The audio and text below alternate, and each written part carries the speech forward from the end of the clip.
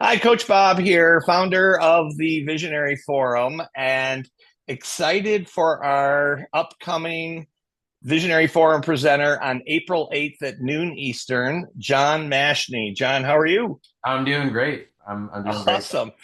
Well, John, we've known each other for a long time. I consider you a partner in many ways that we're supporting each other, growing each other. You've taught me so many things. And we've been talking about this for a long time, and it's so appropriate now. Your talk is every company is a media and entertainment company, whether you think you are or know that or not. And then how do you learn to think like that? So tell me, what are we going to be talking about on April 8th? Well, first, thank you so much. Awesome to chat as always, and appreciate friendship and then working together. This talk to me is the culmination of the last like 10 years of my career. Frankly, I've been saying that exact statement for about 10 years, and when I said it 10 years ago, I think I was a little ahead of the curve in terms of Yep. people did not really understand it. You had to like explain it to people. What does this mean? Every company is a media and entertainment company. Now I think it's totally here. It's like when people see it or hear it, it's like obvious because they spend more time on YouTube or they spend more time on TikTok than they do watching cable television or TV, traditional media, all that kind of stuff. So I Right. think like people like understand that there is this trend, but they don't always link how that trend connects to their business.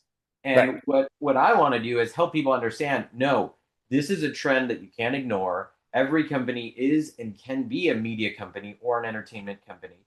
So we're going to take what I learned going to film school 25 years ago, going and running a media department at a big leadership company and creating content over and over, and then also working in indie film world, working with entertainers, working with creators, working with startup businesses, and then working with Working influencers, with visionaries.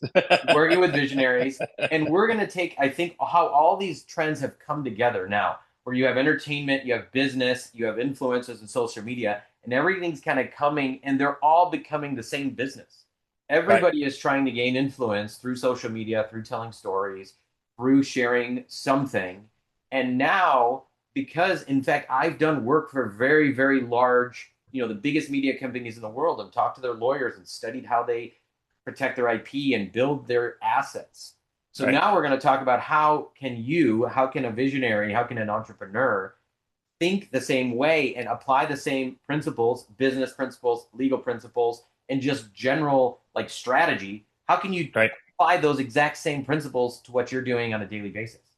And to me, it's not, should you do it? Can you do it? It's like if you don't do it, somebody else in your niche in your area is going to do it and they're going to have a serious advantage.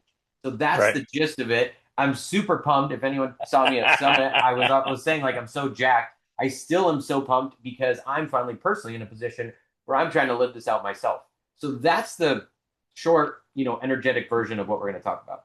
Right. Well, and you've helped me in so many ways. I am a crazy visionary that has 18 brands, and that's a little scattered. And so for you to help me to figure out which ones can I protect, which ones are catchy, which ones are, are going to help me to market and sell, products and services and whatnot. And I've also learned in the past when I spoke about and was a thought leader about my passion, but then I was known in presenting in my target market for my distribution business at the time. I got more business by being a thought leader, even though it had nothing to do with the business that I owned. And so, as we've talked about in Visionary Forum, influence can turn. I'm sorry, yeah, thought leadership can turn into influence. That's And, right. and influence, either for your company or for your passion or for the greater good in the world. So, yeah, we've been talking about this for a long time, and you are a thought leader on that, and it's here, man. So I think the time is perfect for you to be presenting again. No, I agree. I think if I were going to say, let's take it to the next step, because the last summit was amazing. We talked about thought leadership, Right. using thought leadership as part of your business. What we're going to cover is turning thought leadership into a business asset that grows in value that you can use to generate revenue. That Oh, is that's awesome. that is Yeah. what I am like super pumped about. It's not just, hey, I have this idea, because visionaries always have ideas. And Right. we do. We are always like, oh, I got this idea. I want to do this, I want to do that. It's like, no, you don't have to, but to be Right. successful in business, we want to take that idea and turn it into thought leadership and then take the thought leadership and turn it into a business asset. because that's how a media company thinks. They don't say, "Oh, we need all these ideas."